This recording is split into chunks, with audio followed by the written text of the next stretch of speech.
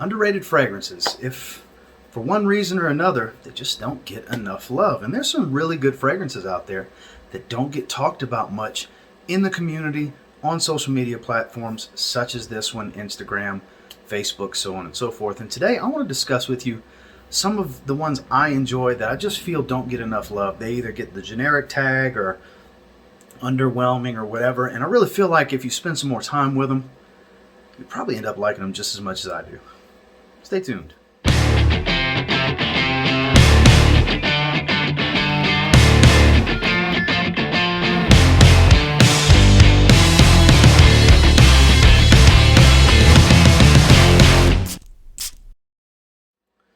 So with the first one, I believe this one actually may be discontinued, but it's still readily available from a lot of discounters.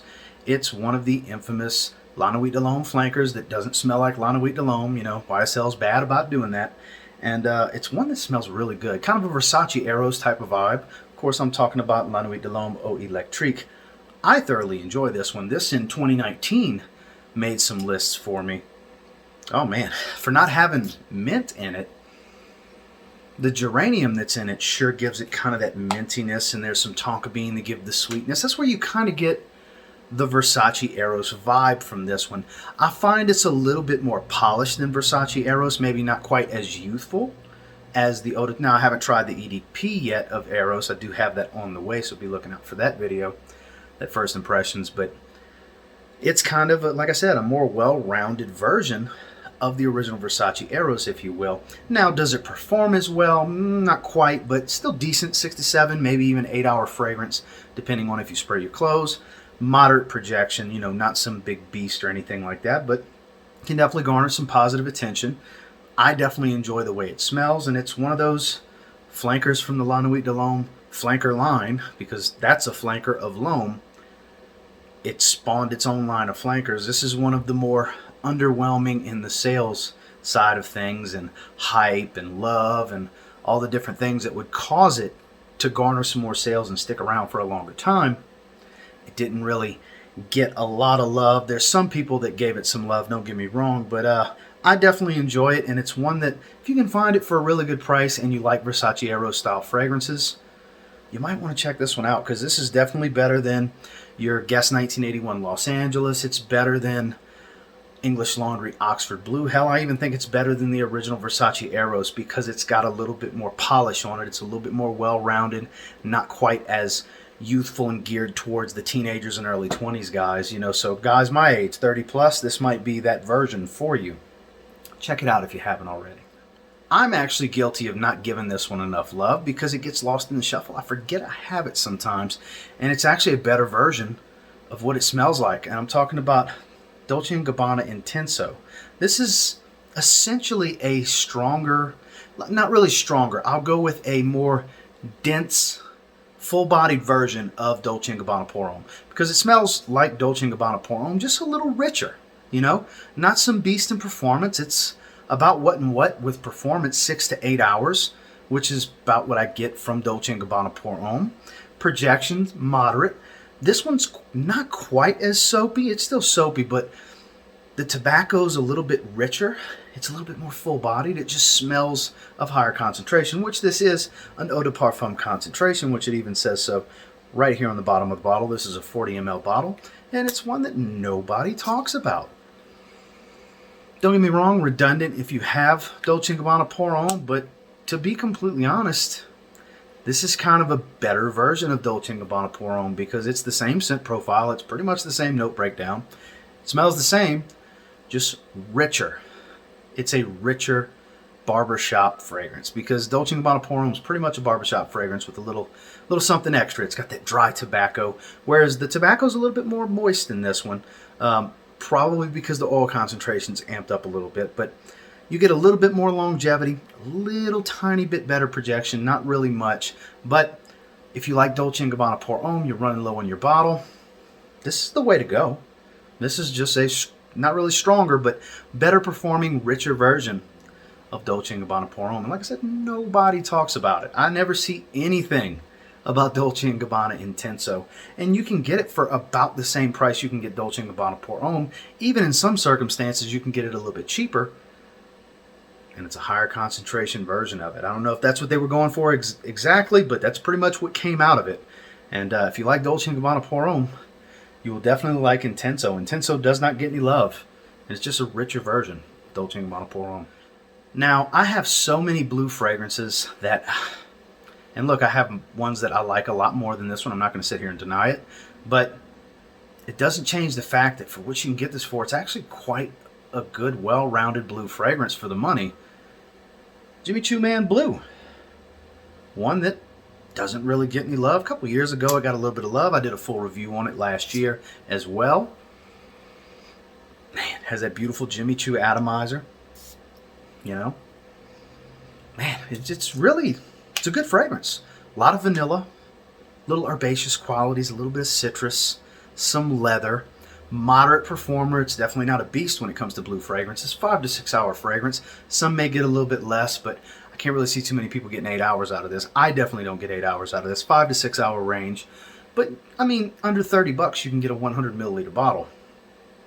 I mean, this is a 1 ounce bottle. You can get these under 20. And it's a great fragrance if you're starting a collection, or if you don't really have a bunch of blue fragrances like I do, which I have a lot of blue fragrances. That's why this one kind of gets lost in the shuffle, and shame on me. I should wear this one in the coming week. Be looking out for a Scent of the Day post on this, because I do think it's a very good fragrance, and it's one that criminally underrated, you know? Gets no love, just like Dolce & Gabbana Intenso, and it's one that I believe you should spend a little time with. If you can sample it at a department store, check it out there. Spray it on your skin, see how you like it. It's your typical mass-appealing blue fragrance. It's going to remind you of a lot of other blue fragrances. It's not some groundbreaking special blue that's a hidden gem that nobody knows about. That's not the case.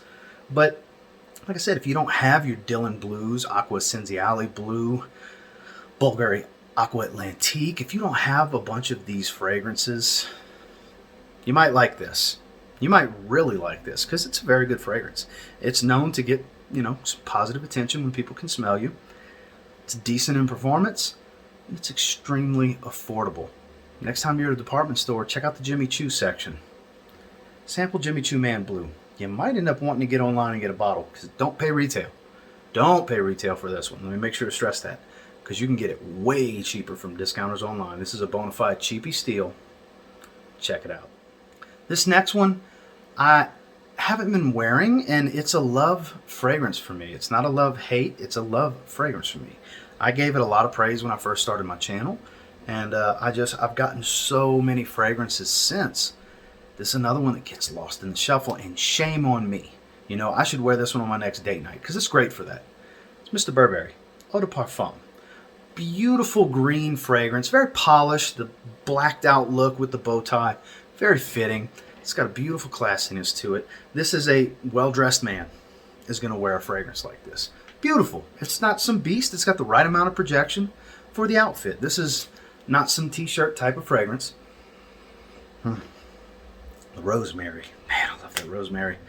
I would say Mr. Burberry Indigo is more your t-shirt fragrance in this line, and this is for your dressier occasions if you like the DNA, which I thoroughly enjoy the DNA. I'm just bad about forgetting that I have it sometimes. It's on a shelf where it's stacked with a bunch of unboxed fragrances, so it gets lost in the shuffle sometimes. This is another one of those fragrances that I've spent time with over the years that I really, really enjoy. Nobody really talks about, outside of Justin. I see Justin talk about it from time to time. Stay Fresh Productions, shout out to you. He talks about it from time to time. He enjoys this one as well. And like I said, I'm guilty of it too. I don't show it enough love. I used to show it a lot of love. It's gotten pushed to the side for all these fragrances that I'm constantly testing, and shame on me, because I could be forwarding the cause on Mr. Burberry Eau de Parfum, because it actually is a very, very good fragrance that just doesn't get any love. It's very, very underrated, criminally underrated in my opinion, because nobody talks about it. You know, I don't see anybody putting in Scent of the Day posts about it. I don't see anybody asking questions about it. Check this one out, especially if you're looking for something different. That's not your sweet fragrances to go out to dinner or go to a special event.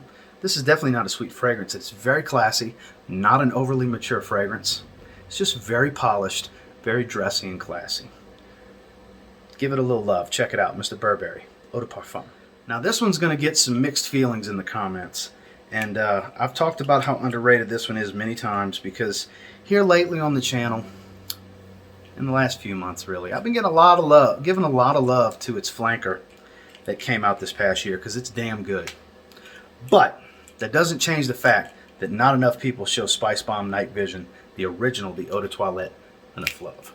Because come springtime, this will be the one I'm spraying. I just love it. If you like Invictus but want a spicier Invictus, Night Vision. It's that simple. Yes, it has the Invictus bubblegummy opening, which a lot of fragrances got on that, bubblegum train for a little while. There was 2019 into, mainly 2019. We were seeing a lot of 2018 to 2019. We were seeing a lot of releases like this, where it was an Invictus style opening and a little bit different on the dry down. That's pretty much what this is. I'm not going to sit here and act like it's something special that hasn't been done before, but to be honest with you, it's a very good fragrance. If you like Invictus style fragrances, Cool Water Intense, any of that stuff, I don't see why you wouldn't like this. It's a spicy Invictus is how I like to look at it, and it performs. It performs very well on my skin, almost as well as the Eau de Parfum, which is a bona fide beast. This stuff is an 8 to 10 hour fragrance on my skin, projects very heavy for the first few hours, and then still has a really nice sillage for several hours following that. This is just super underrated. Does not get any love. I got mixed reviews when it first came out because it was another Invictus style fragrance. That was, once you get tagged with that, you're doomed. That's pretty much how it goes with men's fragrance releases. Once you get tagged with something that's been done and considered redundant, you're doomed. Luckily, Victor and Rolf heard all of that and came out with the Eau de Parfum, which is, don't get me wrong, the reason this one's in here because I feel it's underrated, but the Eau de Parfum is something totally different. But it's so rich, so deep, so powerful, I feel like it can't do well in hotter weather, whereas I think this one can do just fine in the hotter weather, even though it's got a spicy dry down, it's got a bubblegum, aquatic, fresh, inviting, mass appealing opening. Check this one out. This is available at your fragrance counters in department stores. Spray this on your skin and sample it. It gets no love, and I absolutely feel like it should. Super underrated. The original Spice Bomb Night Vision, the Eau de Toilette. Now, I've said it before and I'll say it again about this one, because every time I talk about this fragrance, I talk about how underrated it is, because the Intense gets all the love, and that's the truth. The Intense gets all the love when it comes to Bentley For Men. This is the original Bentley For Men. It's pretty much, from a spray regimen, I would say it's pretty much the same spray regimen that you're going to do with the Intense, where you don't need more than really 5 sprays. A 100 ml bottle can go a long way, and it's like $25 from all the discounters that have it available. Mid-20s. Hard to beat. Spicy, boozy, little bit of leather. Doesn't have the rough woods, the animalic leather, the smokiness. It's not as rough and rugged as the Intense. It's a bit more wearable. It's a little spicier and boozier. The performance is toned down just a little bit, but it still performs very well. It's still an 8+ hour fragrance. It's still, if you overspray it, will be a room filler. If you spray this one heavy, you will fill a room. If you go moderate with the sprays, 5 to 7 range, you're going to have plenty of reach with this fragrance. But if you start getting into that 10 spray territory, man, 10 plus, you're filling a room. You can probably choke yourself out, but it's great. It's a steal at its price. $25 for what I would consider on the higher end of quality from a designer fragrance, especially one that's a straight up bona fide cheapie from discounters, because it's even cheaper than the Intense. And for my taste and what I like to wear, I like this better than the Intense. Shh. Don't let everybody know that loves the Intense. They'll get mad at me. But check this one out. I'm telling you. Super underrated for $25. Bentley For Men, the original. Last but not least, this don't get me love. I haven't talked about it in a while either. And it's still cheap. Still available all over the place. $25 or less for a 125 milliliter bottle. You can get yourself, you see, Miyaki Pour Homme Intense. L'Eau de Pour Homme Intense. It's got a distinctive smell. The yuzu, the smokiness, that herbaceous quality that it's got from that papyrus, it's It's quite unique. I don't have anything else that smells like Dolce Pour Homme Intense. The bottle's big, crazy looking signature style of the Dolce flankers and the original. But I'm just going to be straight with you. Look, I've smelled the original many, many times over the years. So much so it never intrigued me enough to get a bottle. But I straight up love the Intense. The Intense is great. Fresh enough to work in the heat, strong enough with a little edge, a little darkness from that incense to work well in the winter. If you want something fresh in the winter that's not a typical freshie, it's not wearing Versace Pour Homme or Versace Man Eau Fraiche or something like that, where it's just super citrusy and stuff. You get a lot of character with this one, would be a good way to put it, because it's got so many different aspects of fragrance. It's got citrus freshness. It's got green herbaceous qualities. It's got a dark, mysterious, smoky quality. It's got the woods and the dry down. It's got a lot of great aspects working for it to give it a unique smell with some body, some character, and it's got real performance. And it's under 25 bucks in most places. Check this one out because it doesn't get any love anymore. It's very, very underrated. And that's Dolce Pour Homme Intense. Issey Miyaki. Well, guys, that's the 7 I wanted to discuss with you. And until next time, do me a real quick favor. Go ahead and like, comment, subscribe. So I do appreciate all the feedback, and I love hearing from you guys. How many of these do you totally agree with me on? How many of these are you part of the reason they're underrated? Because you don't like it. That's okay. All of these fragrances are totally subjective, and this is just my opinion. And you may have the same opinion, you may have a similar opinion, or you may have a completely opposite opinion. All of that's totally fine. Let me know down in the comments what you think about some of these fragrances, or let me know what's a fragrance you feel is criminally underrated. Until next time, I will say, if you get your hands on any of these 7 and you give them a spray now, you might end up thanking me later. Have a good one, guys.